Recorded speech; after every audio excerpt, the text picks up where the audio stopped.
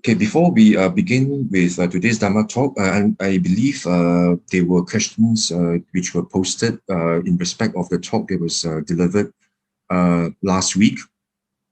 Perhaps I could address these questions before I proceed with today's Dhamma talk. Can I, in this case, invite Brother Danny to please post the questions to Brother Loo from the last 2 weeks sessions. Brother Danny, please. Okay, Brother Steve, let me post it into the chat group. This is the first question from Tae Hui Yo. What makes the split into so many schools of Dhamma teaching? Okay, thank you very much for the question. Actually, with regard to the evolution of the Dhamma, the true Dhamma taught by the Blessed One into different schools, actually this has actually been foreseen by the Blessed One even before his, his parinibbana. I would say that the main reason that contributed to this, I think mainly, is due to the incorporation of the local cultural elements, into the teachings of the Buddha, and of course, it was also due to the different interpretations, that the subsequent generations actually placed, in interpreting, what the Blessed One actually taught. But whatever it is, whether it is like what we have today, whether it is Theravada or Mahayana, or is it the Tibetan Buddhism, I think what's important is that all three schools actually still hold the same view, that in relation to the Four Noble Truths that the Blessed One has taught, and all schools actually agree, that the path towards liberation is actually the Noble Eightfold Path, and all schools actually also hold firmly, that about the 7 factors of enlightenment, that which must be cultivated, in the path of liberation. But of course, that is the common pivots, of the Blessed One's teaching. But of course, what is actually different, in the interpretations in relation to the way of practice towards liberation, and that is something that actually is interpreted differently by the different schools. But I think what I told you last week, most importantly, is that we must always go back to the original teachings of the Buddha, or what we call the early Buddhism, to actually know what the Buddha actually taught right from the very beginning. Whether it is Theravada or subsequent schools, it's not really material. What is most important is we must go back to the original teachings, because like even in Theravada, within Theravada itself, there are also many different schools, and some Theravada schools actually hold the view that, for example, like Abhidhamma and Visuddhimagga and subsequent literature being in a way more important than the sutta. Some schools actually hold that too. So I think we have to be very cautious, and we must always go back to the original teachings of the Buddha. Okay, thank you. All right, thank you, Brother Loo. Next question. Yeah. Okay, from Sister Gina E. Brother, can we take comfort in affinity as well when it comes to which school or sect we end up with? Pachatam Veditabo Vinyuhiti, to be realized each by himself. Okay, thank you, Sister Gina, for the question. Yes, I agree that affinity plays an important role. Like what the Buddha says, I believe in Chanki Sutta, Majjhima Nikaya Sutta number 95. Actually, the Buddha says that sometimes we actually believe something to be true because we actually have the preference for that particular teaching. So somehow you just feel you have this affinity towards that school, that you have this preference. I believe it's true, because I like it. I like the way that the teaching has been taught. So that is actually a valid basis. Like even for myself, when I first started Buddhism way back when I was in school, during my schooling days, I actually started off, with, in fact, with Mahayana as well. I was actually taught about the Pure Land, about Zen Buddhism, which actually appealed to me, because I was told that, if you actually did chanting and calm your mind, you achieve some peace of mind and samadhi, and, you can actually lead you to good destinations, and I had this affinity, towards this teaching as well. But I think most importantly is, you must, in addition to this affinity, I think it's important for us to discover the truth, what the Buddha actually taught. So that's why, we must actually have that keenness to find out, to discover, what the Buddha actually taught. We must be like true Dharma seekers, which is why that's the purpose of my talk, for this series of talk. So ultimately, whatever the affinity is, we must always go back to find out, what the real teaching of the Buddha is. Thank you. Okay, thank you, Brother Loo. Next question. This is from Lin Boa. My mom has no education, but she and I started our Buddhism through meditation. From there, we develop and understand the importance of keeping precepts. So this contradicts with what you said, that we must learn Dhamma before practicing. Brother, please clarify. Okay, thank you for the question. Yes, I do agree, that on the path of practice of the Dhamma, one may not necessarily begin with the learning of the Dhamma, although that is the conventional way for most Buddhists, I would say, but if someone actually started off with meditation, because someone introduces you to meditation, it is, of course, it is good, because then you learn to meditate, and from there you actually learn about the teachings of the Buddha from the teacher, But then again, you must always also bear in mind, that even though you start off in meditation, you must always be sure to find out, what the Buddha actually taught, what is the right way to meditate. Even to learn about precepts, so you must also find out, what did the Blessed One teach about keeping the precepts? Am I doing it the right way? Am I actually observing 5 precepts the right way? And also, is keeping precepts the only way for me to be safe?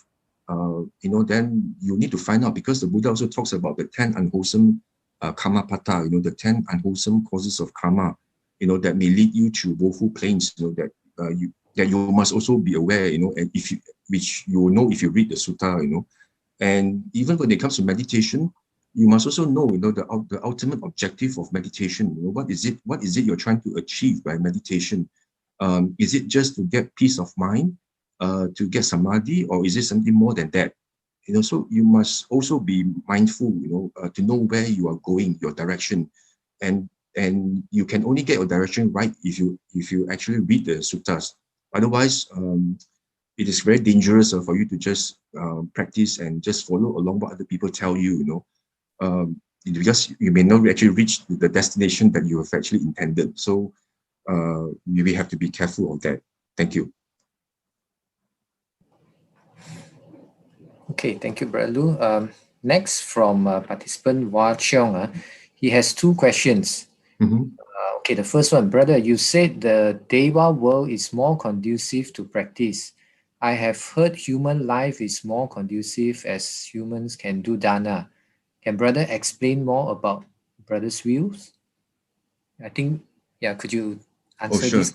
Thank you. Thank you. I'll read out the second. Yeah. Sure. Thank you, Brother Wah Cheong, for that question. Yes, being humans, we are able to do dana, but the same goes for devas as well. I mean, devas are able to offer to perform dana as well. Of course, from the sutta we can see that devas, they perform dana, by for example, they protect the Buddha sasana, and then they of course they also protect, human the human realm, by when they are actually say, for example, with the well practiced Dhamma followers, the devas also protect them as well. So the devas are actually able to perform dana, of course not in a material manner, but in many other different forms, in protecting, the Buddha sasana. In suttas, we always see the Buddha actually telling the devas, when humans actually make offerings to you, you should also protect them in return. So devas are actually capable of a lot of things, because because as devas, they actually have got supernormal powers, and they are able to do many things that are quite inconceivable to us. And of course, if you look at it now, as human beings, we actually have to work and toil, every day, right? As humans. So the opportunity for us to practice the Dhamma is actually quite limited, but for devas, they actually have no such concerns at all. They actually, because of their past great merits, they do not have to actually work and toil. They have all the time. They can practice the Dhamma, provided they actually have the right roots, and the right conditions. They will practice the Dhamma, and of course, they're also blessed with very sharp faculties, being devas. If you read the suttas, when the Buddha, gives discourses, hundreds and thousands of devas actually listen, and many of them actually attain stream entry, because they're able to penetrate into Dhamma, because their minds are so clear, so lucid. They're able to understand and grasp the Dhamma so easily compared to us humans. Our minds are not as sharp as them, So they are blessed with so many of these faculties that are able to practice the Dhamma much better. So in many ways, being reborn in the Deva realm, is definitely, very something that's actually very beneficial. Provided you actually have got the roots to practice, and not like other devas that just play and enjoy themselves, the whole day through, in Nandana Grove and all this. Of course, there are other devas that always play the whole day, just like us human beings as well. So ultimately, the conditions are more conducive for them to practice. So I'm not sure about you, but for me, I definitely would not want to come back to this human realm again, because it's not going to get any better for us. Thank you. Okay, next question from Brother Wachong also. Brother, about getting the books of Sutta for a beginner, which version, translator would you recommend? Oh yes, I would definitely recommend the translations by Venerable Bhikkhu Bodhi, because that's the translation that is regarded as the gold standard amongst the Buddhist community. So, and I personally have read, the suttas by Venerable Bhikkhu Bodhi, and I find them to be excellent. They're very near, very, very close meanings to the Pali terms, and definitely and very easy to understand as well. Compared to, say, for example, like the Pali Text Society, it's the English is very archaic and a bit difficult to understand. But if you read Bhikkhu Bodhi, it's an excellent source of information and guide. Thank you. Okay. Next question from Sister Ruby Gan. Brother, what are the 4 foundations of mindfulness, and how can it help me in my meditation? Okay, thank you very much for your question. Essentially, 4 foundations of mindfulness, is the teaching by the Blessed One, to guide us as to how our mindfulness can be established. For us to actually practice both samatha and vipassana, for us to cultivate sati sampajanya. Because once you practice the 4 foundations of mindfulness, then once you cultivate to the fulfillment, then you are also cultivating the 7 factors of enlightenment. But I'll be covering this in greater detail in today's talk, so I will reserve that for today's talk afterwards. Okay. The last question from previous week's talk from HM. Brother Loo, in the Buddha discourse of the 4 foundations of mindfulness, body, feeling, mind, and Dhamma, why is feeling separately identified as one of the foundations when mind includes feeling? In the 4 Satipatthana, the mind does not include the feeling, because if you read the Chitta Nupassana, the mind component, the Buddha actually asks us to observe and contemplate, whether lobha, dosa, and moha arises in the mind, or whether lobha, dosa, and moha are absent from the mind. But feeling is different. Feeling is where you need to contemplate and be able to watch the mind, whether, you watch in terms of whether there's any pleasant, unpleasant, or whether neutral feelings arise. So they are actually very different. And feeling is placed separately as a foundation, because it's a very important part of dependent origination, because feeling is the one that actually conditions and causes craving, because if there's pleasant feeling, there's actually craving, and that leads to clinging, So feeling is something we cannot control, whenever we see something pleasant, unpleasant, these feelings will arise. It's not cannot control. But in terms of craving, we can actually have control over it, if you're able to apply sati sampajanya on it, able to look at it, whether, this craving arises and, and clinging. So from there, we can actually eradicate craving and clinging. Thank you. Okay, thank you, Brother Loo. We have covered all the questions from previous week's talks. So I now humbly invite you to continue with today's talk. Sure, thank you very much.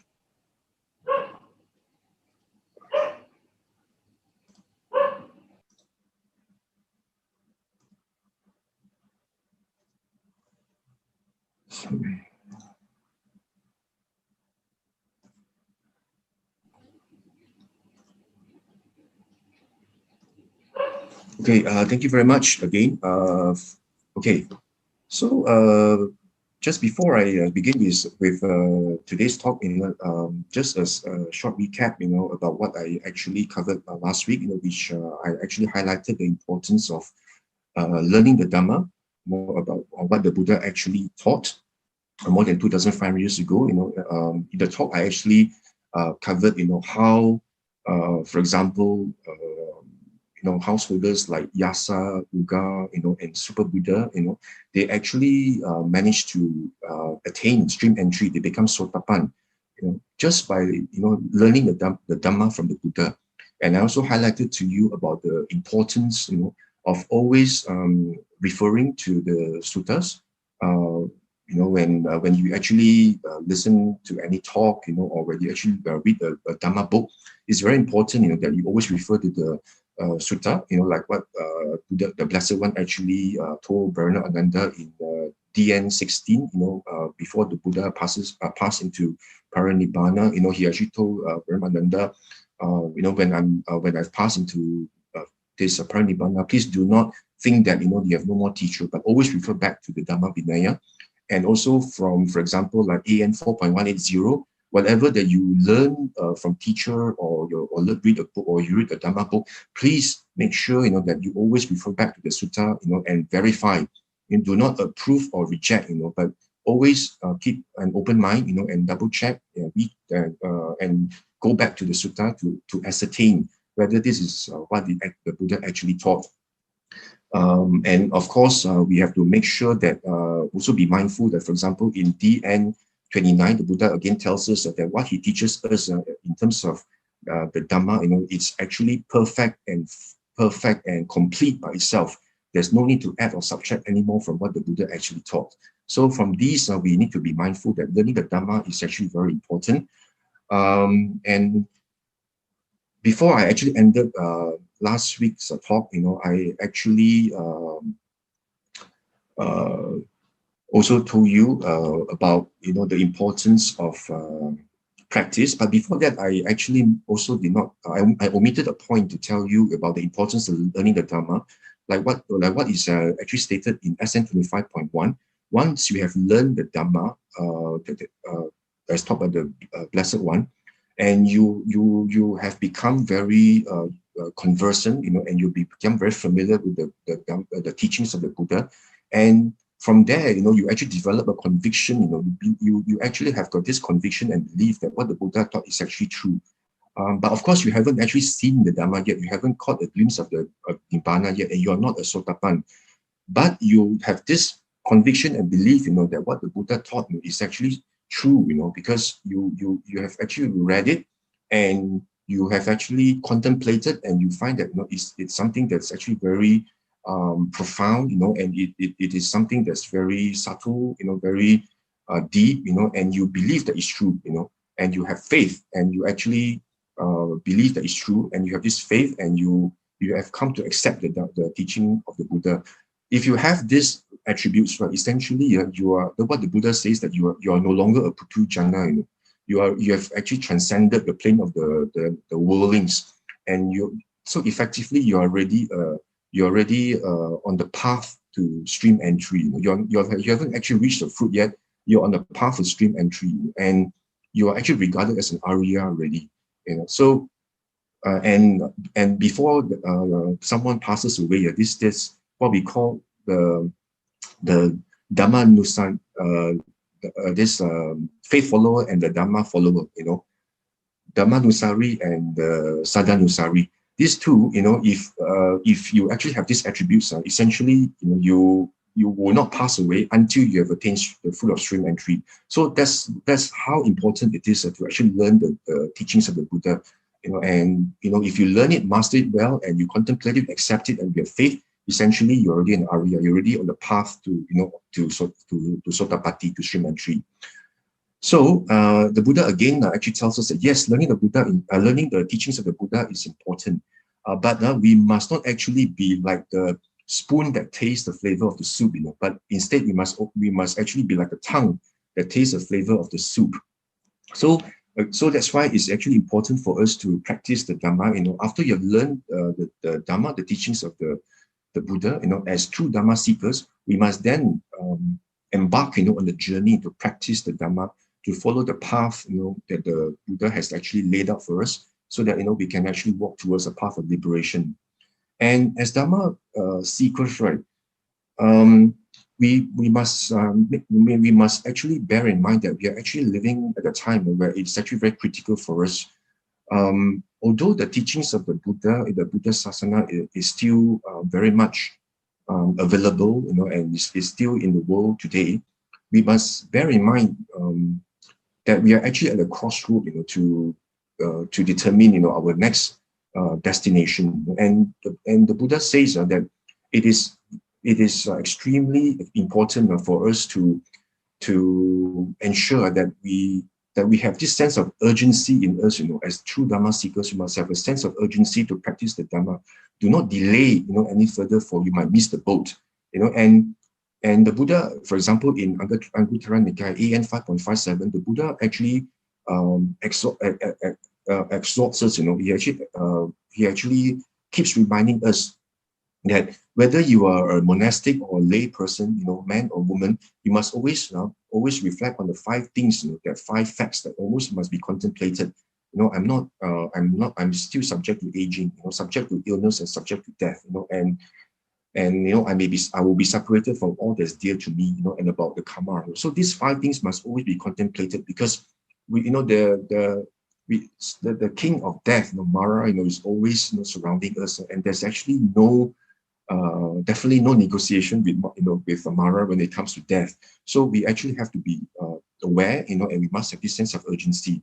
And again, in SN 15.3, the Buddha again tells us that the tear that we shed, over the loss of a beloved one, maybe it is your mother or father or your brother or sister or son or daughter or relatives, and the tear that you have shed is actually far greater than the 4 great oceans. Just imagine that. You just have to imagine that the amount of grief, and the kind of grief, and the kind of lamentation that we have been through in samsara itself, it's just inconceivable.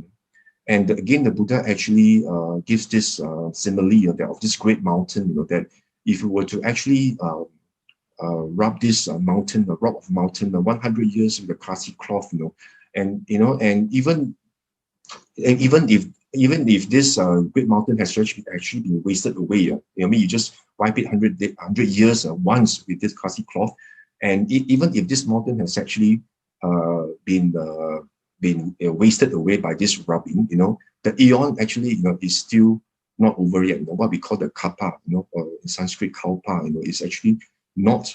It is still not over yet. You know, just how long an eon is.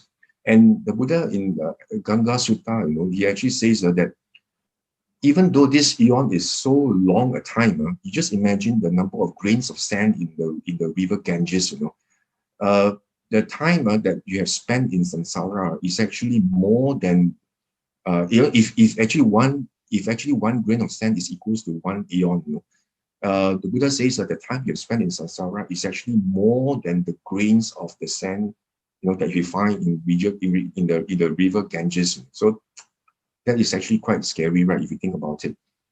And of course, in SM 56.102, the Buddha again gives a very inspiring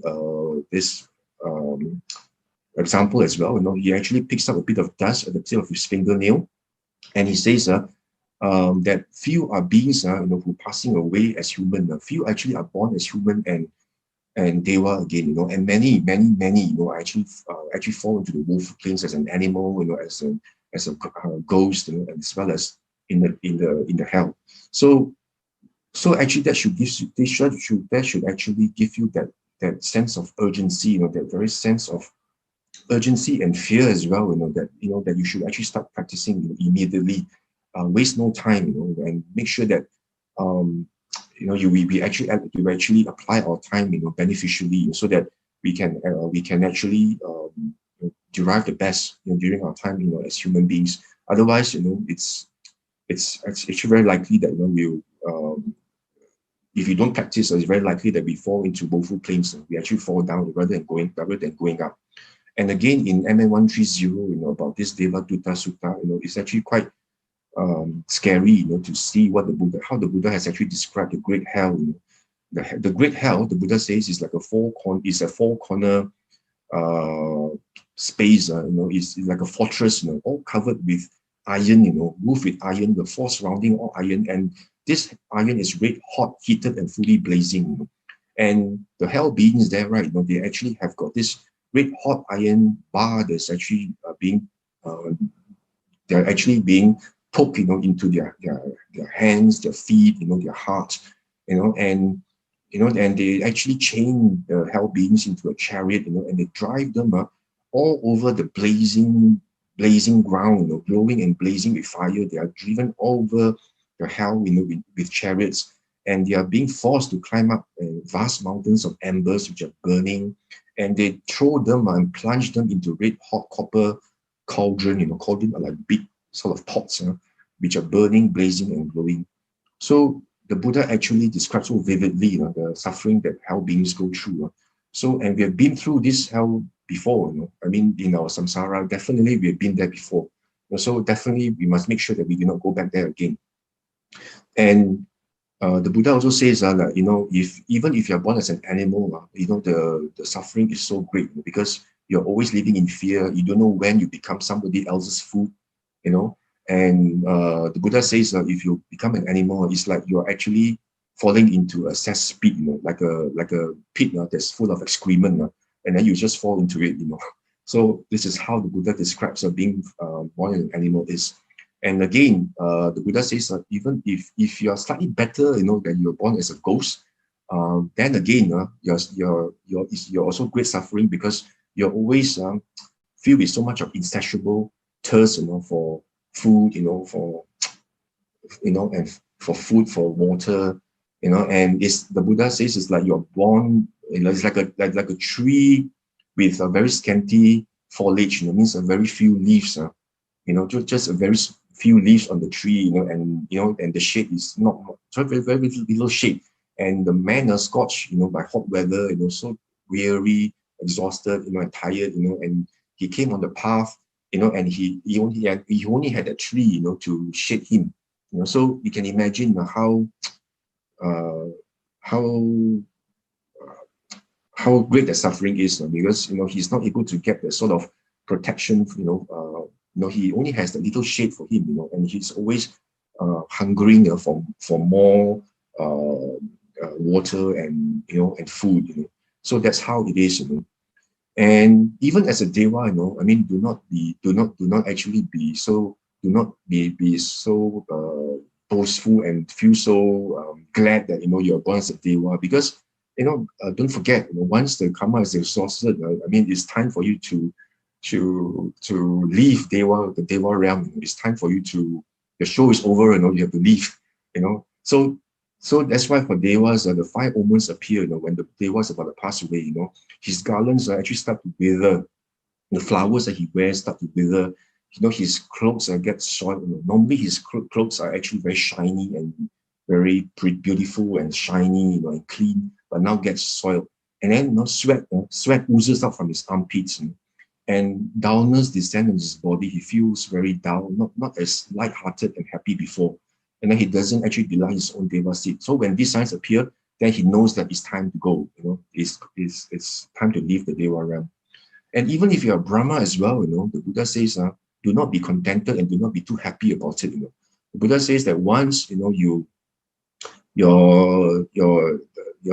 the good karma you have actually cultivated, you know, perhaps, you know, through your cultivation of jhana, you know, once it's exhausted, then if you are still a putu jhana, right, one of the new person, you know, you may be reborn in the Deva, in the Brahma realm because of your jhana practice, but after that, now you may actually go to hell or the animal or the hungry shades. So that's why anywhere that we are born, you know, it's very very highly possible, you know, that we may be reborn, you know, in the woeful plane. So this is something that we have to take note of as true Dhamma seekers, you know. And again, in SN 15.9, you know, called the Danda Sutta, the stick, the Buddha says, the Buddha gives a very good parable, you know, a very good example. He says that it's just like when you throw a stick up in the air, you know, sometimes the stick lands on its base, sometimes it lands on its side, sometimes it's on its tip. You know, we don't know how the stick will land, right? So very much so, you know, for us human beings, when we actually pass away from the human realm, you know, if we still have got ignorance and craving, you know, we don't know exactly where we'll go. You know, it can be anywhere, you know, in the 31 planes of existence. It can be anywhere, you know. So, and if you don't practice, it's very likely that you gravitate to the bottom. Your heavy karma will actually bring you down rather than up.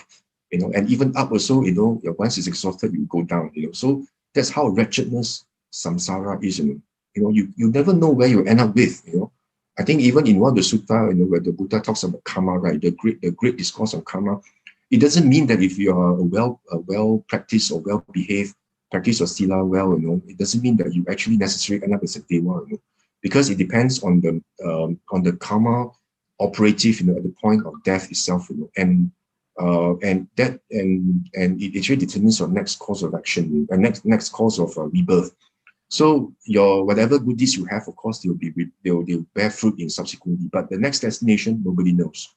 So that's why the Buddha says that it's very important that we must practice to attain at least stream entry, you know, in this very life itself. You know, is as true Dhamma seekers, we must understand what the objective of our Dhamma practice is. At the very least, you know, we must attain stream entry. We must attain Sotapatti. You know, we must at least be Sotapan, you know, in this life itself. You know? And the reason then, of course, you might ask the question, why is it's so important to strive to attain stream entry? Okay, in this AN book of 5.179, the Buddha actually tells Brahma Sariputta, you know, if you are a Sotapan, right, then what happens is the woeful planes comprising the hell, the animal realms, and the ghosts, these 3 realms have been sealed off. You know, they are closed. You know, the Sotapan is incapable, you know, of being reborn in any of these woeful planes. You know, can you imagine how wonderful it is, right? You know, so even if you are Sotapan, you know, and you know that you're Sotapan, even if you were to pass away, you have actually no worry, you know, because you know that, you know, I've actually have attained Sotapatti, you know, I've no worry, because if I don't get reborn in the 4 woeful planes, I mean, at most, you know, I become a human being again, and most likely, you know, I'm actually in the Deva realms as well, you know. So it is actually a very wonderful attainment, you know, spiritual attainment. And again, in SN 13.1, if you look at it, again, in this case, the Buddha again picks up a little dust on his tip of his finger, and he actually asks the monks, he says, what is more, the sand on my fingertip, the little dust on my fingertip, or compared to the great earth? Then, of course, the monks say, oh, great earth is far more. So the Buddha says, if you have attained stream entry, if you are Sotapan, you actually have up to only 7 lives before you attain liberation. So the Buddha says that having to go through samsara with just up to 7 lifetimes, the suffering you go through in the 7th life is actually nothing, compared to the great samsara that the most worldlings have to go through, which is inconceivable. So it's like comparing the dust on the tip of Buddha's fingernail compared to the great earth. Again, in this sutta, the Buddha actually compares the suffering of a Sotapan up to 7 lifetimes to the water on the tip of a blade compared to the water in the great lake, a great pond, which is 50 leagues long, 50 yojana long, and 50 yojana deep. So the suffering you actually go through as Sotapan, up to 7 lives, is like compared to just the water on the blade of grass compared to this great pond. Can you imagine? It's a very stark example the Buddha gives, but it's actually very true. 7 years compared to great samsara is nothing. And the Buddha again says, the suffering, of a Sotapan with up to 7 lives is just 2 or 3 drops of water. Compared to the great ocean. Can you imagine? In this SN 13.8, the Buddha actually again highlights to us how remarkable and marvelous it is to be able to attain Sotapatti, to be a Sotapan. It's so wonderful.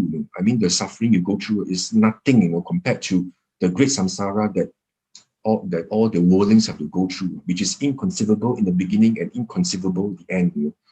So from this, we actually have to bear in mind that we must practice. We must practice and cultivate the teachings of the Buddha. We must walk the path as taught by the Blessed One, so that at least in this very life we are able to attain Sotapatti. So again, in this sutta, I just want to highlight to you as a Sotapan, right? What is also special about this Sotapan? The Sotapan actually, he actually has got this verified experiential confidence in the Blessed One. I mean, it's not just the superficial, normal faith we have, because as if you're not a Sotapan, the faith you have is basically very superficial. It's, I have great faith in the Buddha, because I believe his teaching is true. You just believe in it, and it's something that you just hold on to it very much like other religions, like, I believe God is true. You just hold it, or it's just a faith. But if you're a Sotapan, it's different, because you really have got verified experiential confidence, because you have experienced what the Buddha has actually taught, and you have and you have seen the true essence of the Dhamma, and you have caught a glimpse of Nibbana, and because of that, your confidence has become verified, and it's true personal experience. And of course, the Sotapan also is somebody who has got verified confidence in the Dhamma and verified confidence in the Sangha. And he's endowed with virtues. His sila is unbroken, unspotted, is untorn, and is untarnished. So he observes his sila well. He does not perform any of the 10 unwholesome actions, the 10 kamapata, that will lead him to be reborn in the 10 woeful planes. And his sila actually leads to concentration, leads to samadhi. That's why he's actually able to see the Dhamma. He's able to practice and see the Dhamma by actually looking at what the Buddha actually taught. Because his sila is clear, he's able to contemplate very clearly what the Buddha actually taught. And using sati sampajanya, he's able to see through what the Buddha actually taught. And again, in this AN 6.97, the Buddha actually highlights to the monks that the 6 rewards in realizing stream entry that one is certain of the true Dhamma. One is extreme, is very certain, because it comes through his personal experiential verification, that, oh, I know that this is what the Dhamma, what the Buddha taught is true because I've actually experienced it myself, and he is not subject to falling back. Once you have become a Sotapan, you can never fall back into a Putujana anymore. And there's no suffering over what had a limit placed on it. Means, he only has up to 7 lives. And if his spiritual faculties are short enough, he may even achieve liberation before the 7 lifetimes itself. And he's endowed with uncommon knowledge because he has seen the Dhamma, and he's able to penetrate the Dhamma. The Dhamma eye has arisen in him, and he's able to see the uncommon knowledge, and he's able to see cause and condition. That whatever that's conditioned, right, sankhara, what we call sankhara, all conditioned phenomena, he is able to penetrate that they arise because of the interplay of causes and conditions. There's nothing actually permanent about it. So this sankhara is actually very empty. There's nothing permanent, nothing satisfactory about it, because once these causes and conditions change, they evolve, or they change or they disappear, then whatever that conditions it also disappears and vanishes, and evaporates. So it's nothing permanent, and it's like a disease, like a tug, like a dust, like a disease, like a boil, It's something that's not to be happy about, because what's so happy, what's so satisfactory about it, it's due to causes conditions. Any of this disappear, what you regard as permanent essentially is empty. So he's able to see that, as a Sotapan. And the Buddha says that if you are Sotapan, you actually are more superior than a king, a sovereign king that actually has got lordship over the world, the 4 continents. Even though you're a king or you're an emperor, or a king, and you actually have got lordship over the world, the Buddha says actually this is not even worth 1/16 of gaining of Sotapan, of these 4 qualities which I mentioned to you, the verified confidence in Buddha, Dhamma, Sangha, and also the Sila, that's cherished by the wise, So so the Buddha says that, if you become a Sotapan, I think you are more superior than the king. So that's, and because the king may be reborn in the Tavatimsa realm, with so many of these female nymphs and devas, by all the sensual pleasures. In the end, once the karma is exhausted, he still has to fall to any of the woeful planes. But as a Sotapan, no, you are safe. You managed to catch the boat. And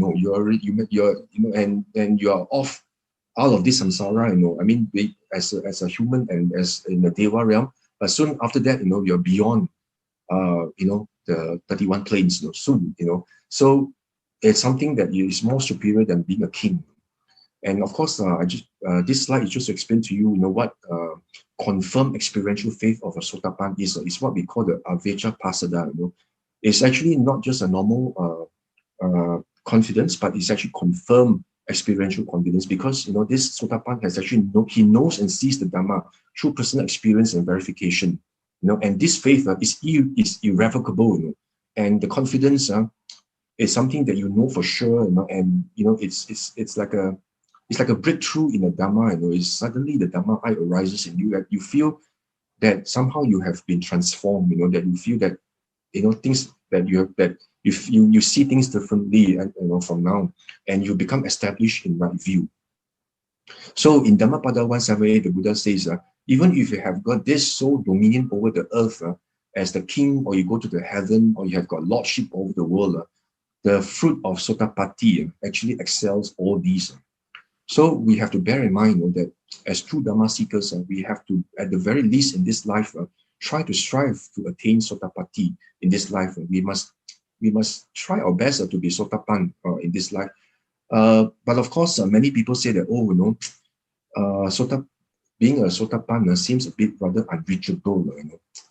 People talk about, Sotapan, but how should we practice and cultivate to attain to attain stream entry, and many people say that, it's actually quite unreachable. Maybe I'll do it next, in my next lives, maybe when I reach Nitya Buddha, maybe I have the chance to meet him, then maybe I'll be able to be a Sotapan. But actually the Buddha, if you read the sutta, the Buddha says, if you actually try to, if you strive to attain Sotapatti, it is not difficult, provided you actually practice, in the way that he has taught, and you possess the qualities and conditions. So, for example, as to how you should practice to be a Sotapan, you can refer to this Samyutta Nikaya 2.122, where there is this conversation between Venerable Sariputta and Mahakutita, So, there's this conversation, and what this Venerable Sariputta says essentially is, if you look at the third paragraph, that for it is possible that a virtuous monk, first virtuous monk here may also include a layman or laywoman, right? If he or she attends in an appropriate way to these 5 clinging aggregates, what we call the 5 aggregates, as inconstant, not unsatisfactory, and not self, they will realize the fruit of stream entry. So Venerable Sariputta is saying that yes, it's possible for you to be a Sotapan, but you must actually contemplate and attain to the 5 aggregates. What are these 5 aggregates? The body, the feelings, our perception, our volitional formations, and our consciousness. Because these 5 aggregates are what actually constitute the body and mind. And if you are able to actually contemplate these 5 aggregates in terms of these 3 characteristics, right? Then it's very possible that you attain stream entry. So we must make sure that that whatever that we actually contemplate, we must be able to contemplate this anicca, dukkha, and anatta, and not just anicca. I know you should just bear in mind the Venerable Sariputta doesn't say anicca just alone. The Venerable Sariputta say anicca, dukkha, and anatta. So whatever it is, it must lead to anatta. To the contemplation of non-self in the 5 aggregates. If you just contemplate anicca alone, it's actually not sufficient. You must actually to contemplate non-self in order for you to be a Sotapan. Again, if you look at Samyutta Nikaya 12.27, the Buddha again, actually describes, who a Sotapan is. The Sotapan is actually somebody. He actually understands, the condition, the arising of condition, cessation, and the way leading to the cessation of condition. And if you actually are able to see this arising, cessation, and the way, then you are somebody who's actually accomplished in view and has arrived in true Dhamma, and you become a Sotapan. So if you see here, whatever you contemplate, that you must always see, for example, okay, the condition. For example, you actually contemplate, you watch your mind. Okay, you see that, for example, you see that anger has arisen in you. Then you find, okay, this dosa has arisen in my mind. That is not just sufficient for you to just look at dosa. Look at dosa, and then the dosa disappear. That's anicca. No, that's not what the Buddha teaches. The Buddha says that you must understand the origin. How does this anger arise? What conditions the arising of the anger, and what leads to the cessation of anger, and what is the way that leads to the cessation of anger. Only then, you're able to practice the Dhamma, in order to realize stream entry. Again, I just want to highlight, in the practice of the Dhamma, right? I often hear people say that Vipassana alone, is enough. If Vipassana is actually more superior, Samatha is actually of no use, because Samatha only leads to jhana, and jhana will just lead you to rebirth in the Deva, in the Brahma realm. You live there for aeons, and you basically it's just a waste of time, So Vipassana itself is actually most important, and mindfulness alone is enough, But if you look at it, in AN 4.170, you see a completely different picture, because in this sutta is this Venerable Ananda, he actually addressed the monks. He says, whoever, monk or nun, the monk or nun, whoever monk or nun actually comes to Venerable Ananda and declares that they have attained arahantship, right? All of them say that actually they achieve arahantship by way of one of another of the four paths. They actually achieve arahantship by any of these four ways. Firstly, he develops, first of all, insight, which means the vipassana preceded by tranquility. Means, for example, firstly, he practices samatha first. Tranquility means samatha, He practices samatha first. Then, only then he practices vipassana. Okay, this is one type of path, that the arahant has chosen. And then the second one, if you look at it, he says that this is another case. This arahant actually practices tranquility preceded by insight. Means he practices vipassana first. He practices vipassana, only then he practices samatha. Okay, so you see here, even though you practice vipassana, doesn't mean that you stop with vipassana. You also need to practice samatha as well. And the third case, where the monk actually develops both vipassana and samatha in tandem, they actually practice both together. And of course, the fourth case is actually where a monk's mind has its restlessness concerning Dhamma well under control. This is a different way, where he first of all, he is very restless. He's very restless about. He's very agitated about the way how how he should practice. Then suddenly, all of a sudden, the path appears in front of him. And he somehow is able to. His mind is unified and concentrated, and he's able to practice the Dhamma. The commentary says it's corruption of insight. But I don't quite agree with that, because corruption insight is like, you see the nimitta, and you see the light, and you have this false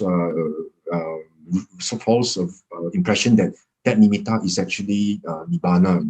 But actually, the Buddha never teaches about nimitta also, in the sutta. So I don't quite believe this interpretation, But my personal view is that this fourth method is actually more for the Pachika Buddhas, where no one teaches him, but somehow, he becomes very restless and agitated by Dhamma, and somehow he's able to compose his mind and the path appears before him. So that's actually quite exceptional. But all of this, you see, for one to attain arahantship, right, you must practice samatha and vipassana. These two are actually yoked together, like the yoke that tie the two oxen together. You cannot have just one without the other, right? If you yoke something together, can you just have one? No, right? You must have both yoked together. So vipassana and samatha are equally important. And again, in this AN 10.54,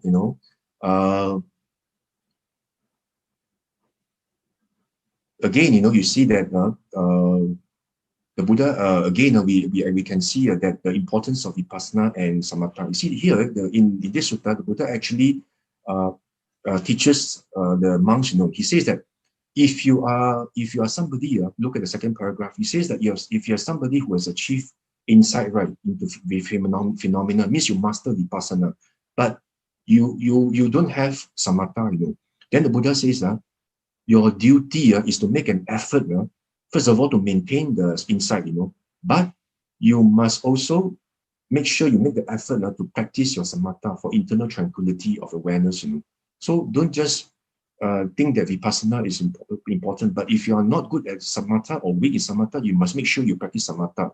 The same goes, for somebody who is actually very good at samatha, but not weak in vipassana. So the Buddha says, okay, you must maintain your samatha, but make sure that you also try to cultivate and improve your vipassana. Just like somebody whose turban is on fire, the Buddha says, and you have to quickly put out the fire on the turban, right? Or your head or turban will get burned by the fire. So the Buddha says you must be like that, You must put in the effort and to make sure that you practice samatha and vipassana, immediately, with urgency, just like the fire is on your turban and head is on fire. Again, so from all these suttas, we see the practice of samatha and vipassana are equally important, and just like what I mentioned just now, for you to practice samatha and vipassana, what is the most important thing you must have? The Buddha says that the most important thing is you must have mindfulness. Sati is actually something that is very important, If you see the 5 spiritual faculties, right, the Buddha actually highlights these 5 spiritual faculties. You have saddha, virya, sati, samadhi, and panya. These are the 5 spiritual faculties that will help you to actually walk the path towards liberation. Whether you're able to attain the fruition or not depends on these 5 faculties. And one of these 5 faculties is mindfulness. And what is mindfulness? The Buddha says for you to actually to develop the faculty of mindfulness, you must be able to remember, able to recall to mind even things that were done and said long ago. You must be highly meticulous.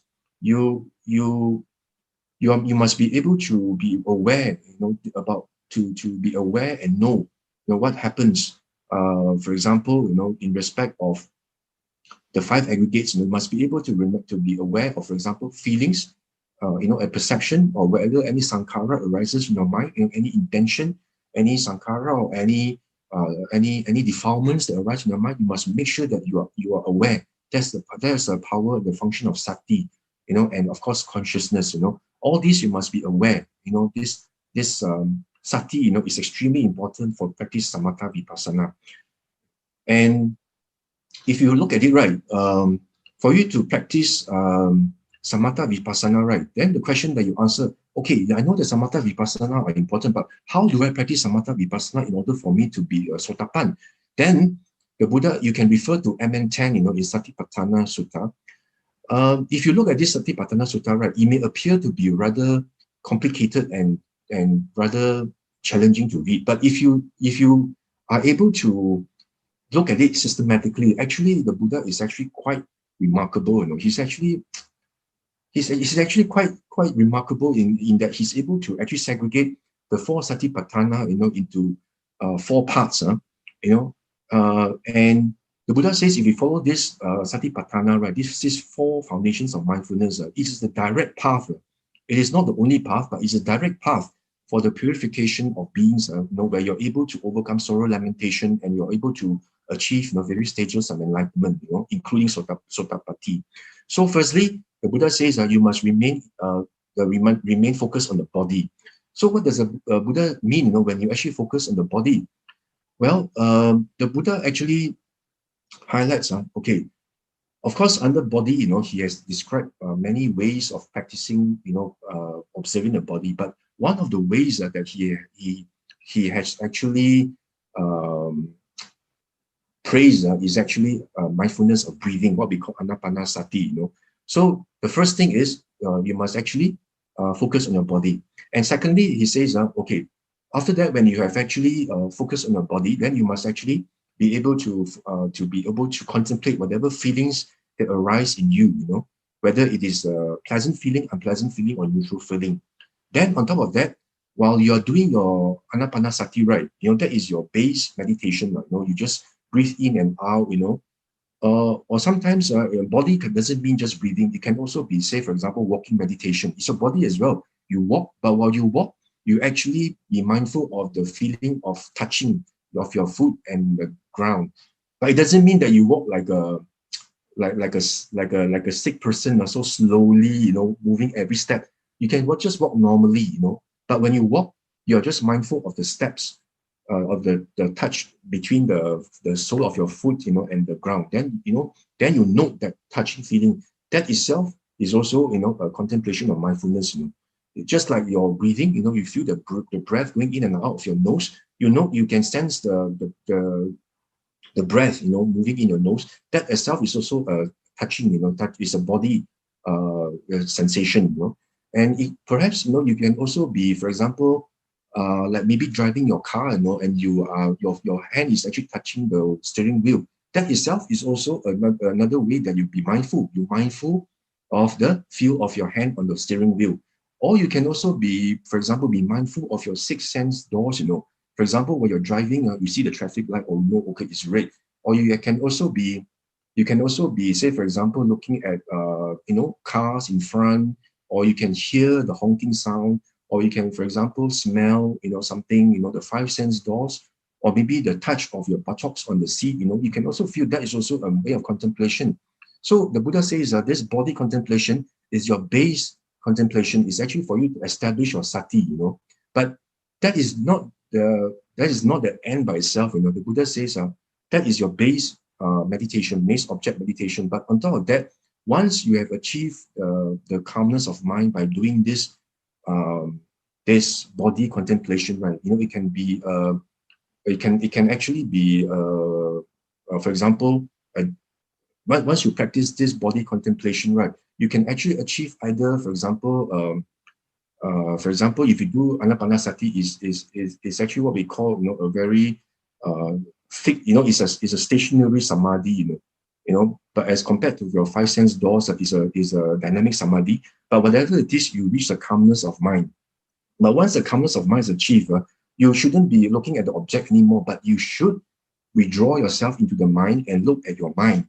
That's why the Buddha then proceed to talk about feelings, because once you have actually attained calmness of mind, certain feelings may arise in your mind. For example, when you're driving, right, then suddenly, just before you're able to cross the traffic light, and the light turns red, right, then you become so angry, right? You say, why does the traffic light have to turn red when I'm rushing for time? Then you have to quickly go back to your mind and observe your mind. Oh, unpleasant feeling has arisen in me, and of course anger and frustration, irritation as a reason as well. So the Buddha says, then you must draw inwards and watch the subject, subject which is yourself, your mind, looking at all the feelings, the defilements, the intentions, everything that arises in the mind. You must watch that, And thirdly, the Buddha says, watch your mind. The mind is actually what is called Chittanupassana, where you actually arise. Any defilements will not arise. Is there lobha dosa moha, or is there absence of lobha dosa moha? Can you see how systematic the Buddha is? Firstly, he asks you to look at the body as a subject. Calm your mind. You can do vipassana, you can do rising, falling, you can do whatever you want. You can also do the five sense doors, dynamic samadhi, or you can also do the stationary samadhi, when you sit cross-legged, But once you reach calmness of mind, do not actually rest on that. But make sure you proceed to contemplate your feelings, mind, and of course the mental qualities. The Buddha says, when it comes to mental qualities, or what we call the Dhamma-inspired, the Buddha says you must then observe the five aggregates. Okay, so that's where the Buddha says, if you actually observe the five aggregates, then you are actually practicing the right way, by looking at how these five aggregates arise due to causes and conditions, because that's where you are able to see non-self. And the Buddha says, how do you actually contemplate these five aggregates? The Buddha says you can actually contemplate the five aggregates by looking at your sixfold internal and external sense bases, which is your six internal and external sense bases, which means by actually contemplating your eye, your nose, and your tongue, and your ear, body, and mind, and you must also look at the corresponding sense objects, and how by virtue of these sense-based and sense objects, consciousness arises, and the coming together of this three sense object, internal, external sense object, and also consciousness is actually contact. And by virtue of contact, then of course, then arises feelings, perceptions, volitions, and because of this, and all the cravings also, and all the cravings and the other defilements also arise as well. So the Buddha actually asks us, to actually look at the five aggregates through the six sense bases, because if you actually contemplate the six sense doors in this way, you are effectively contemplating the five aggregates. And once you practice this way, right, then you are actually you're actually preparing the recipe for you to actually be able to develop the 7 factors of awakening, and as you practice along, then you're able to see non-self, and once you see non-self, right, you're able to penetrate into the Four Noble Truths quite naturally, because if you see that whatever that arises through causes and conditions, there's actually no self, it's an empty, then quite naturally you're able to see the noble truth, that whatever that essentially sankhara itself, the five aggregates, the sankharas, are essentially unsatisfactory, because if they arise due to causes and conditions, what is so satisfactory about the sankharas? This is the first noble truth of suffering or unsatisfactoriness, right? And if then you are able to see, the second noble truth, is because, why does it arise? It's because of my craving and ignorance. Because I'm ignorant about non-self, I regard whatever conditioned phenomena as having a self. even the five aggregates, I always hold the view that there's a self and must be permanent, it must not change. But once it changes, then and you crave for it to be the same as before and not change, then naturally, you actually have got suffering, right? And unsatisfactoriness. So craving, then you see the second noble truth. And the third noble truth is, once you let go of this craving, by actually seeing non-self, then essentially, you are able to let go of this craving, and by also cultivating wisdom, to eradicate and uproot ignorance. And because of that, you're able to uproot craving, and that's the noble truth of cessation, and that's how unsatisfactoriness and suffering actually ceases. And you actually be able to see the way that I can lead to this Four Noble Truth is actually by practicing the Noble Eightfold Path, by actually practicing the Noble Eightfold Path comprising Sila, Samadhi, and Panya. And Panya itself, you know that, right effort, right mindfulness, and right concentration. The right mindfulness itself, you can see, that essentially it comprises the four foundations of mindfulness. And you practice that, essentially you lead to right Samadhi and right knowledge and liberation. So you are able to see the Four Noble Truths so naturally, if you're able to practice these four foundations of mindfulness, and that is where, the Buddha says, if you're able to practice this way, then you're able to practice it for 7 years, then you're able to achieve this wisdom right here or now. Or if there's anything that actually remaining, you actually attain anagami. But of course, the Buddha says if one were to practice less than 7 years, if you're earnest enough, you are able to achieve liberation as well, or even stream entry. So we can see that this satipatthana, to answer the other question that was posed earlier, that's how the Buddha actually describes how satipatthana is able to lead you to attain various levels of attainment, including to become a sotapan. Because you practice systematically, you start with body, by looking at samatha, then after that, once you're calm, then you should actually withdraw from object, but look at your subject, look at your mind, watch your mind, and from there you actually observe how the five aggregates are actually non-self through the six sense doors, by placing your sati in the six sense doors. See how your mind responds to these objects through the six sense doors and contemplate from there. So this whole satipatthana gives you a whole spectrum of practicing samatha and vipassana so perfectly that you're able to achieve the seven factors of enlightenment.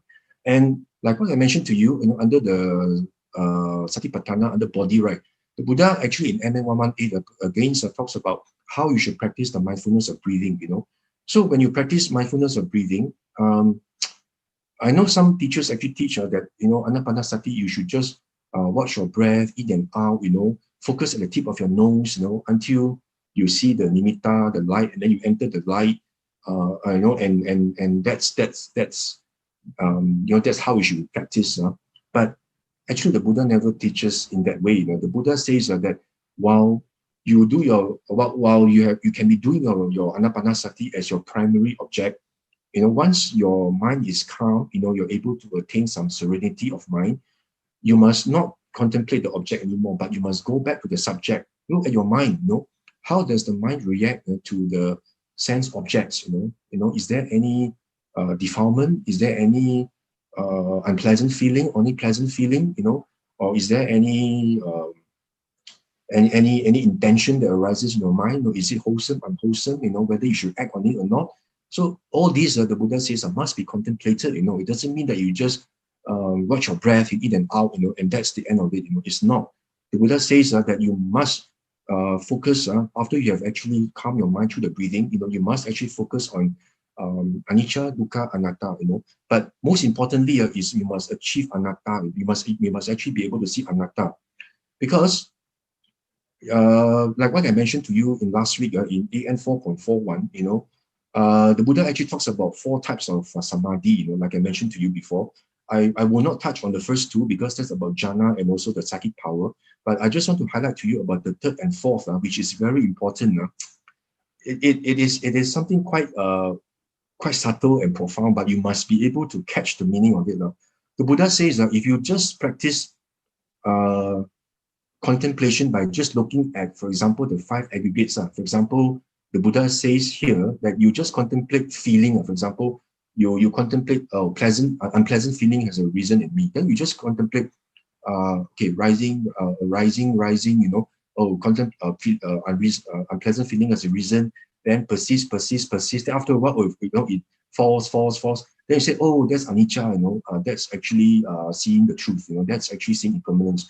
But the Buddha says in AN 4.41, that's not the way that will lead to the ending of suffering. You know, the Buddha says that if you practice that way, that just leads to sati and sampajanya. You know, means you're only sharpening your sati and your alertness only. You know, you're not seeing the truth of anatta. You have not seen the truth of non-self. You're just seeing anicca. You know, and if you see anicca, you cannot see non-self, because just like what the example I gave you last week, right? If you see, for example, lightning or thunder, you just see the object. You know, you see, oh yeah, anicca, you know, the lightning and thunder has disappeared. But can you see non-self?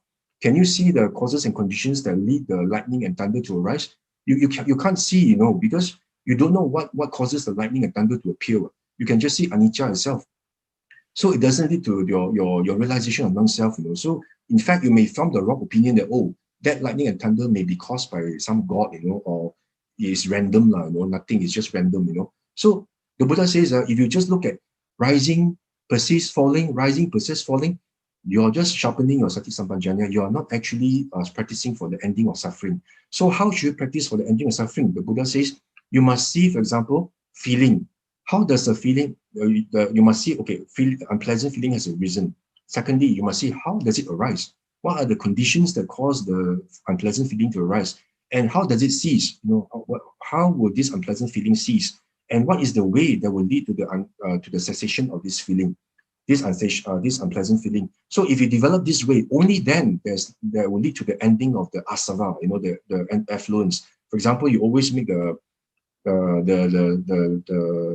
resolution after you've done something wholesome, right? Or dana, for example, you say, idang me punyang asava kaya vaham, right? Then you said, you know, may this merit lead to the destruction of all the asavas. But if you do not practice it in such a way, how are you ever going to uproot or to destroy the asavas? You're just practicing, you know, sati sampajanya only, you know, based on AN 4.41. So we must take heed as true Dhamma seekers. We must take it of this difference highlighted by the Buddha.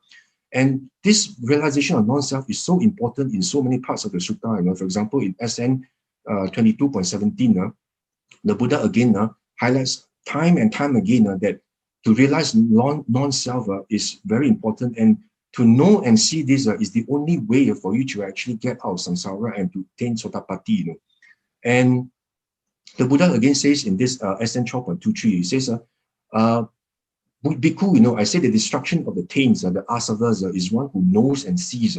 And for know and see what? The Buddha says, the 5 aggregates, that basically they're non-self, you know, the origin, the passing away, and the, you know, and how they arise and pass away. How, you know, this is the question of how, you know, to see the non-self nature, you know. And again, this is another sutta again, which I wanted to highlight. You know, the Buddha again highlighted so many times. They must see non-self. Don't just be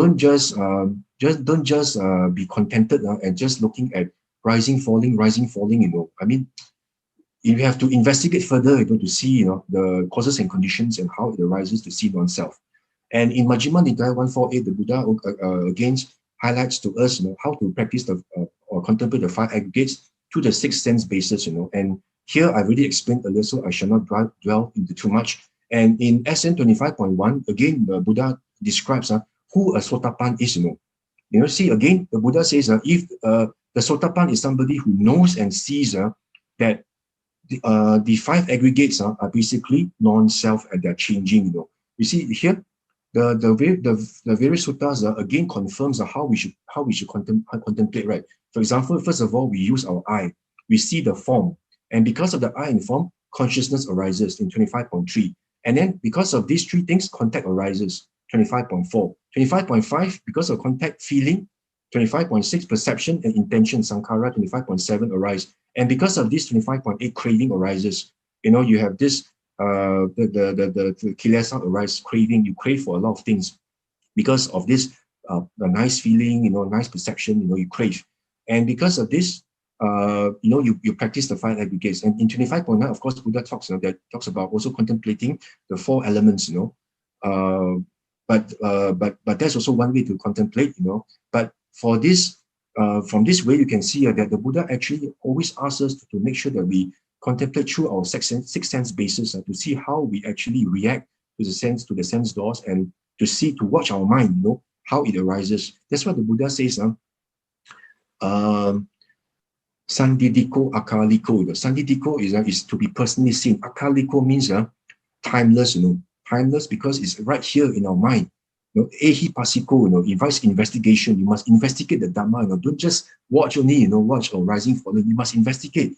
Ehi pasiko opanyayiko. But opanyayiko means what? It leads inwards. Why does it lead inward? Because you have to go back to your mind and watch your mind, what arises in your mind, and contemplate from there and to see the oneself. That's why that's the attribute of the Dhamma. And again, in Essence 22.99, the Buddha says that we in samsara, we are like a dog, we are tied by a leash, tied to a post and stay, keep running around and around that post, like a dog, Because why are we like a dog, running around, being tied to the post, with a leash? Because we do not see the 5 aggregates to be non-self. We keep on regarding the 5 aggregates as self, permanent self, and we keep on craving for sense pleasure. We always keep thinking about, sense pleasure is good, it's nice and it's permanent. But actually, we are very mistaken, that actually all these are non-self. And the sense pleasure, makes us want and want more, crave and crave more. That's why we always come back, again and again to this samsara, like a dog running around the post, with a leash. So the Buddha says, in order for you to uproot the fetters, you must actually see the 5 aggregates as non-self. And once you see this contemplation of 5 aggregates through the 6 sense doors, right? There's this beautiful sutta in MN 146, where this Venerable Nandaka actually tells us how we should actually see non-self. He actually highlights the example of an oil lamp, And this oil lamp, of course, there's fire, there's light to it, right? There's fire to it, And you ask yourself, how does that fire arise? Does that fire in the oil lamp actually arise by itself? It's just there by itself without any causes and conditions? No, that cannot be tenable, right? That argument cannot be tenable, because the fire arises, first of all, there is a wick, right? And the wick itself, it is actually being placed in oil lamp. There's oil or there's wax. That's why it's able to combust, able to burn. And because also there's also air around it, that's why the fire actually exists. But if you say that this fire actually has got a self in it, means what you're saying is that got a permanent self that is not dependent on causes and conditions. It exists by itself. But that cannot be true, because once you remove the oil, for example, the oil is burned out or the wick is exhausted, or you just actually remove the air around it by placing a container around it, the fire actually naturally extinguishes. The fire goes out. So can you really say that the fire has got a self? No, it's dependent on causes and conditions. That's why once the causes and conditions disappear, the fire naturally disappears. And so the fire actually is non-self. It doesn't have a permanent unchanging entity to it. It's empty by itself. That's why the Buddha says it's highly beneficial for us to contemplate this signless concentration. Signless concentration means you see anicca, dukkha, and anatta. It's so beneficial because it leads to dispassion. Once you see something as non-self, you become rather disenchanted, right? It's like, what is so alluring about this sankhara, right? Whatever you have, it is non-self. What sooner or later, once the conditions leave, then whatever you regard as self just disintegrates, or it just changes. The nature just changes. So because of that, it is actually impermanent. You can't think about it. Because of anatta, it is actually anicca, and because it's impermanent, can you really say that it's satisfactory? No, it is actually a great mass of suffering. And unsatisfactory, because sooner or later you disappear. So with this, you develop like disenchantment and dispassion. You feel that there's nothing much to cling on to. That's why you become equanimous to it. And that's how the arahants become so equanimous, because faculty is so sharp, they're able to see right through it, that it's actually impermanent. But of course, the Sotapan is not so sharp yet. He just has, right view, but he still has got this conceit in him. He still regards self in many things. So he still has got this loba dosa in him. But it's a good step, if you're able to see this view, it's really a very established right view.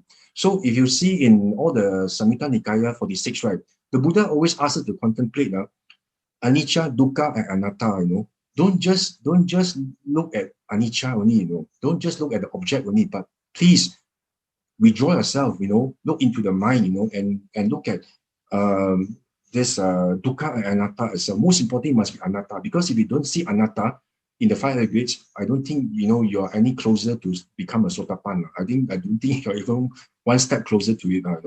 So that's why the Buddha in SN 35.152 they says, if you're able to just watch the mind, whether loba, dosa, moha arises in you, just by watching that, you're able to attain enlightenment. If you look at SN 35.152, so that's why you must always see non-self. Go back to your mind. Go back, watch your mind. That's very important. Don't just watch your breath.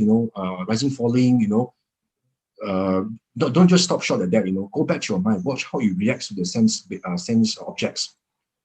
So in conclusion, what I'm trying to actually highlight to you is, for samatha practice, you actually watch the object. For example, it can be breath, it can be abdomen, it can be walking, it can be 5 sense doors, But this is just to calm your mind, Once your mind is calm through this samatha practice, you must actually go back to your mind, go back inwards to your mind and see how the mind reacts to all these sense bases, Whether there's a feeling, whether there's actually defilements, whether there's actually any intention, And if it's unwholesome, please abandon them, by actually contemplating, the non-self nature. If it's something that's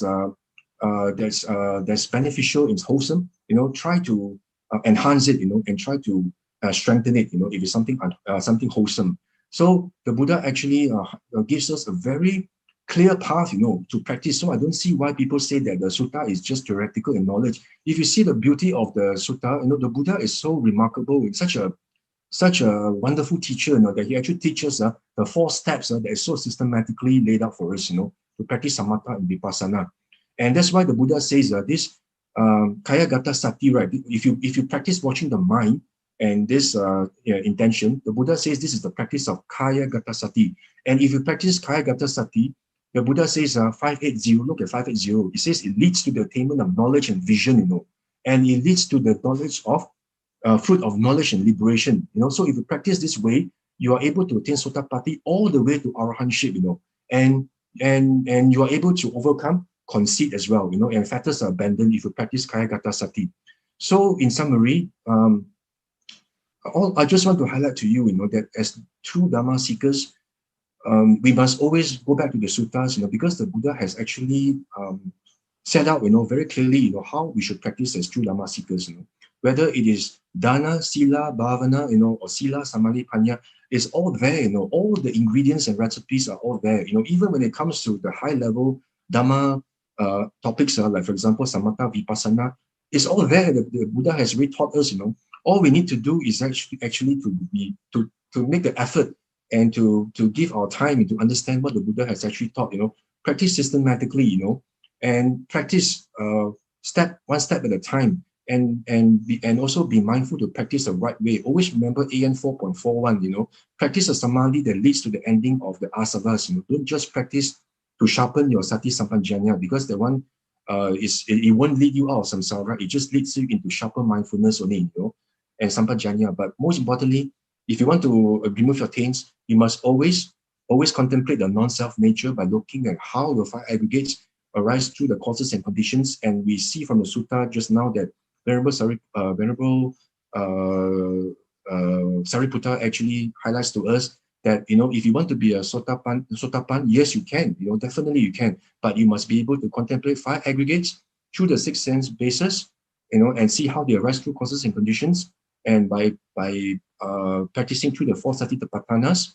And if you want, you can practice through using anapanasati, or you can use any way also. You can use walking, sitting, be aware of the 5 sense doors, So, but most importantly, once you're calm, please go back to your mind and watch how the mind reacts to all these sense bases, and from there, realize non-self, not just anicca only. Please make sure that you go from anicca, dukkha, and anatta, and see that there's actually no permanent self, is empty, and that will lead to disenchantment, dispassion, and then eventually will lead you out of samsara.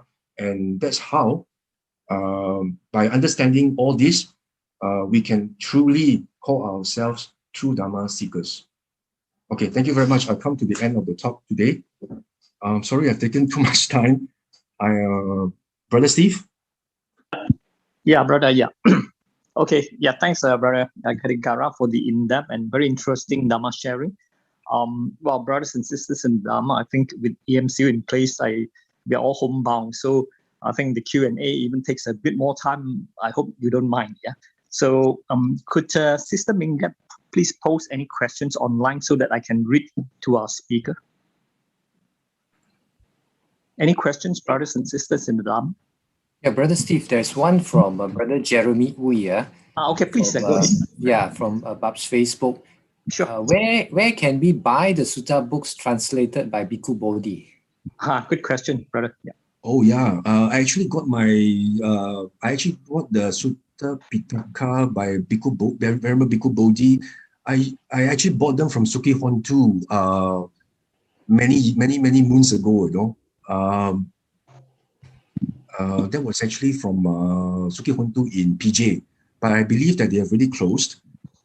But I think you can actually order the suttas online, the Nikayas, by Venerable Bhikkhu Bodhi. You can actually order them online. And I think by this wisdom publication, so if you order them online, and they will be able to send the Nikayas to you. Yep, that's great. Yep. Any other questions?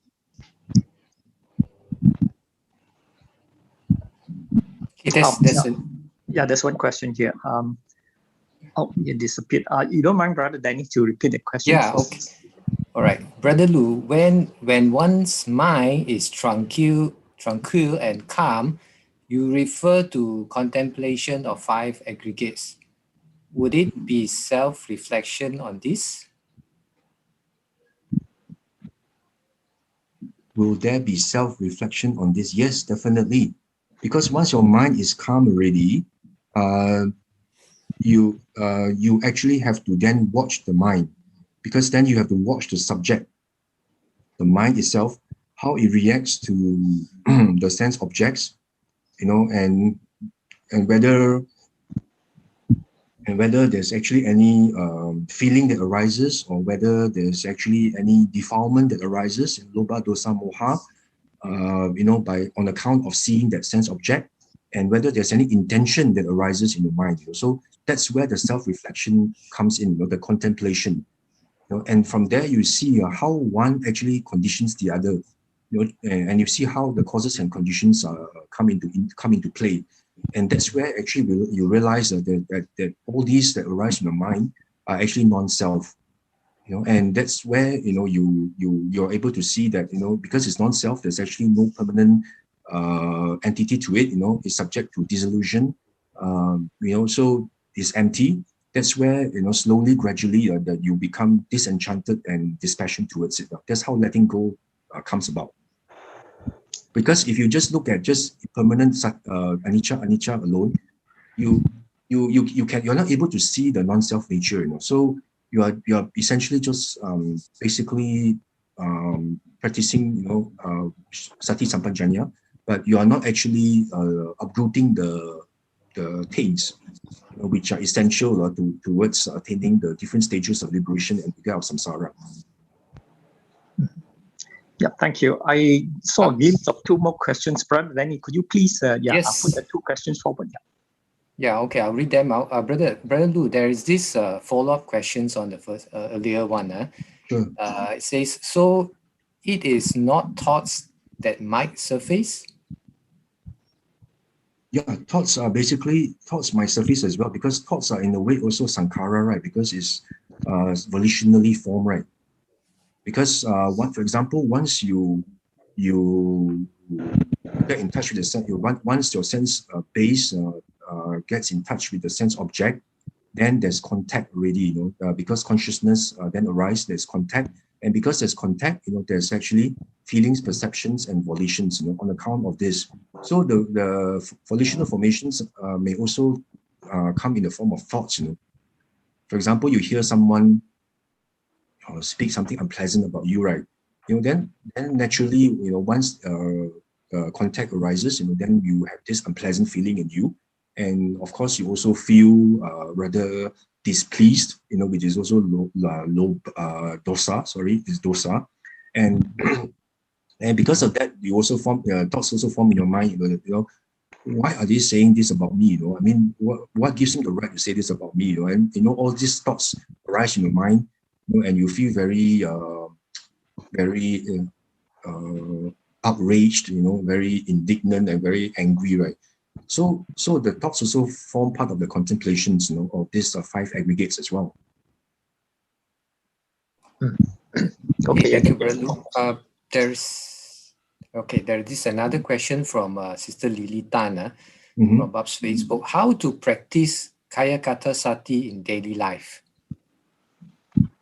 Oh, Kaya Kata Sati can be practiced any time of the day. You don't even have to be in a retreat, to sit cross-legged, because that is actually what I call stationary samadhi. If you sit down and, for example, you watch your breath or rising, falling, that's actually what we call stationary samadhi. It's fixed, But Kaya Kata Sati is so beautiful, right? The Buddha says that it can be practiced anytime.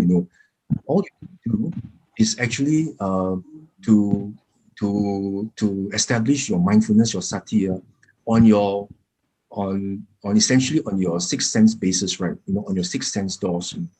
Of course, to fix your mind, to calm your mind, to really be aware of what's happening. Of course, you fix your sati on the 5 sense basis, because your 5 sense doors can only take objects of the present moment, right?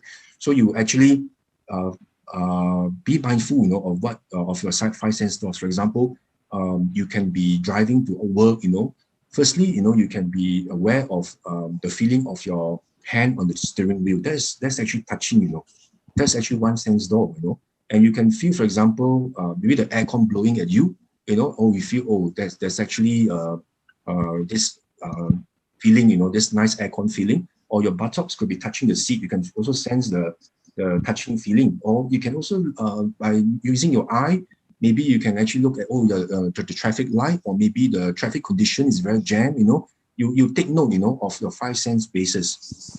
And from there, once you have reached that dynamic samadhi, then you can open up your mind and look at how actually your mind reacts to all these external sense bases.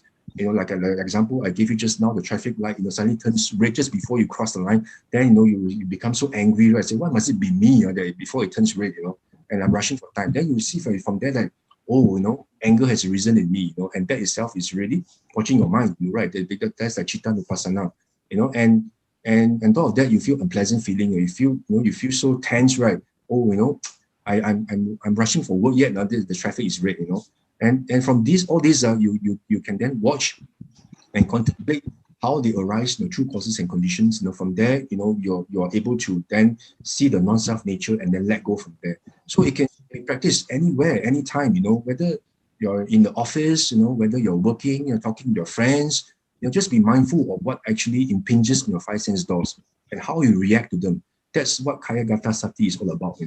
Because I understand, the suttas, right? Some translators actually translate Kaya Gata Sati as mindfulness directed to the body, because Kaya is actually translated as body. But if you read the sutta carefully, right, Kaya can actually have many different meanings ascribed to it. So Kaya Gata Sati actually, if you read through, right, actually is not about mindfulness directed to the body. It's actually mindfulness directed to the mind.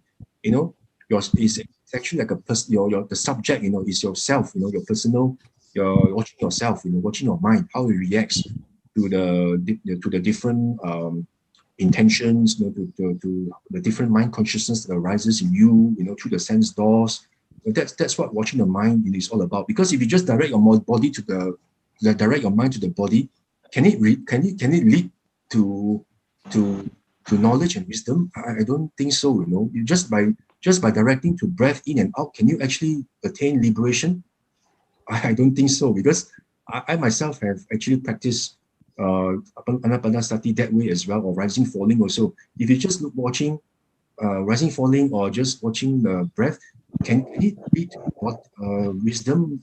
I mean, that's not what the Buddha actually says, you know, but you must actually go one step further by watching your mind. So that's what Kayagata Sati is all about, you know, watching your mind, how it reacts, and see the non-self nature of the 5 aggregates. So Kayagata Sati can be practiced anywhere, you know, as long as you are mindful of your 5 sense objects, be aware of them, see them as how they arise through conditions, see non-self nature, you know, and try to develop letting go, you know, because of this. That's how we actually eradicate unwholesome states and, you know, and enhance wholesome states. So Kayagata Sati is really, really something that's so useful and beneficial. Thank you. I think there are 1 or 2 more questions before we end. Yeah, brother Danny, please. Yeah, this we'll take this final question for okay, this session. So it's from Sister Gina E. Is it true that just by practicing the 5 precepts, we are assured of a human rebirth? Just by practicing the 5 precepts. Actually, if you read the suttas, you know, the Buddha time and time again has sounded the bell of warning to highlight to us that we must refrain from the 10 unwholesome actions, the 10 karma pathas, you know, and 5 precepts, of course, is what we need to observe, you know, but in order to be sure that you do not fall into the woeful plains, you must make sure that you do not commit any of these 10 unwholesome actions that the Buddha has described in the suttas, because if you do any of this, that you're creating the potential, the energy, the potential energy, you know, to be reborn in this woeful plains. So it's actually very scary. So make sure that you don't do any of these 10 unwholesome actions. That's why for the Sotapan, the Buddha says that he's incapable of doing any of these 10 unwholesome actions, you know, that because he can never be reborn in these 10 in this woeful plains, and he's incapable of doing any of these 10 unwholesome actions. So make sure that you don't actually commit these 10 unwholesome actions by body, speech, and mind. For example, like body, you must make sure that, you know, refrain from killing, stealing, sensual misconduct, you know. And then for your speech, you must make sure that you must not tell lies, and then you must not actually what we call pisuna vacha. You know, make sure that, you know, you don't actually slanderize or malign, you know, and try to backstab, you know, other people, you know, without them knowing, you know, and create discord, you know, among people who are actually on good relationships, you know, and you carry tales, you know, about, you know, what he said about you, or what that person said about you, you know. This is something that's really very, very, very unwholesome, you know, and you must make sure you don't do that. And you must make sure that you don't actually utter harsh and vulgar language, you know, towards others, you know. And also make sure that you actually don't refrain from gossiping, you know, frivolous talk, you know, about chit-chatting, about, you know, gossiping about others, you know, for finding enjoyment in doing that. So all these are actually unwholesome by speech, you know, which will lead you to the woeful plains. And of course, by mind, make sure that you don't have this this greed that you want to actually not just normal greed, you know, but covetousness, that you actually want the properties of others. You know. For example, you see somebody's property, or you say, oh, I want the property of this person. You know, I scheme and try to take over his properties, you know, and all his wealth. You know, I scheme and take over. You know, so that's actually very bad. You know, and also ill will. Ill will is just not the normal anger, you know, but you actually have this malevolent wish that this person be killed, you know, or some misfortune will come to him, that he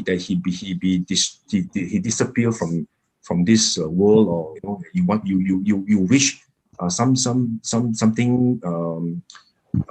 misfortune will befall him, and you wish that the person be killed, you know, and of course wrong view, you know. So these 10 things, make sure that you refrain from these 10 actions if you want to increase your chance of becoming a human being, not just your 5 precepts, but of course to enhance your chances of going to the celestial realms.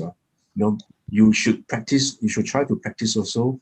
Observe the 8 precepts or the Uposatha Sila on Uposatha days. The four Sabbath days on a month. Try to observe the 8 precepts. The Buddha says that it's really of great benefits and great benefits that it actually enhances your likelihood of being reborn in the celestial realms. So, as Buddhists, we must make sure that we refrain from the 10 unwholesome actions. Okay, keep the 5 precepts, and on Uposatha days, observe your 8 precepts. So from this, you actually will complete and perfect your sila. So then you will the chances are very high for you to be reborn in the celestial realms.